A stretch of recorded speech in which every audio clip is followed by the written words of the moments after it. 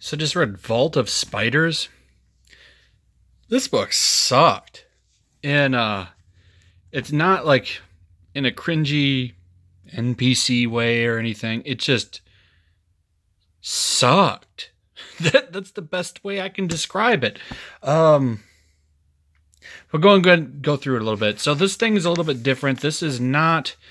I don't even feel like this is tying into Spider-Geddon. Like this is... Well, I guess it does in a way. It's like really kind of short what-if stories.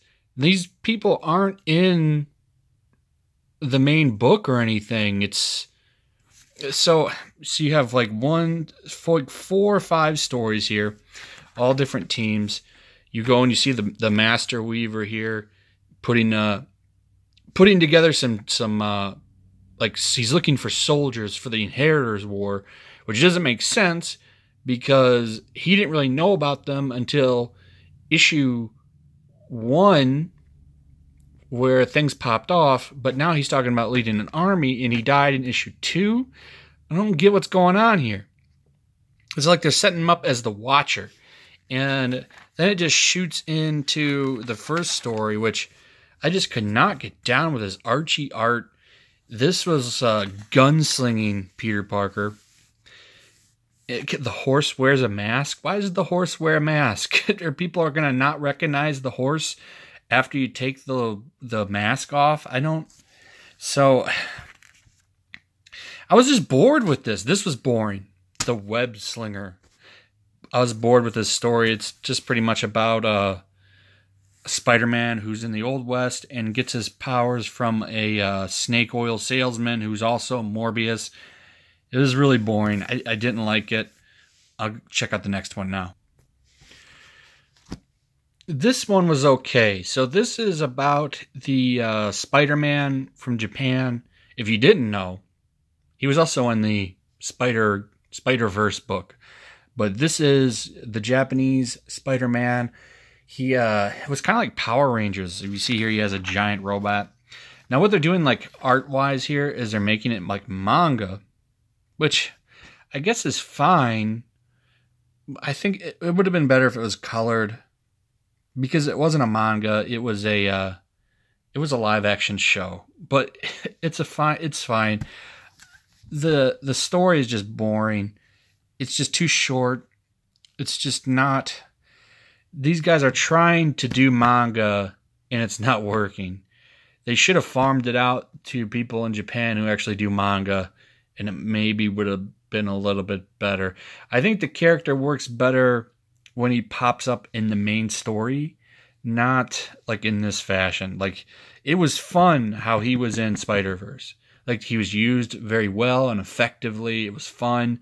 Here, it just falls flat. I didn't like it. I thought it was boring. This whole book was boring. And I know I've said that a lot now, but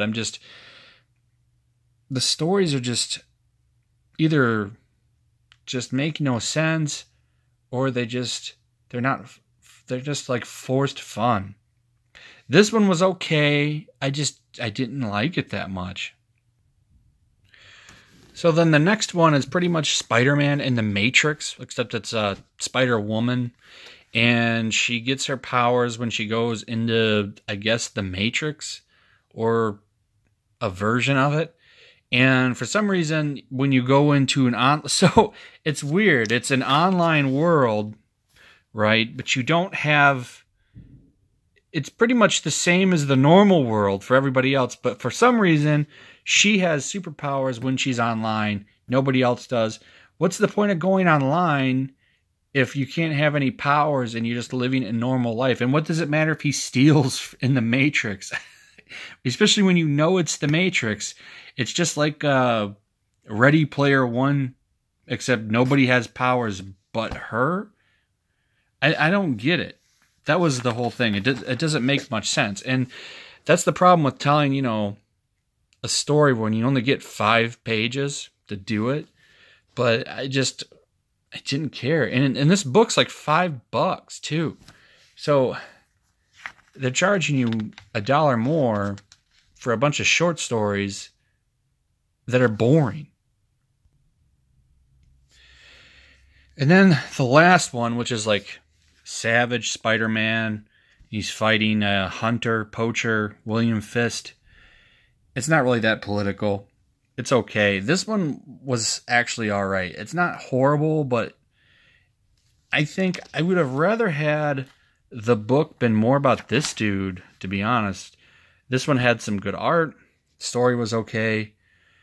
It worked. I think I enjoyed this one more than anything.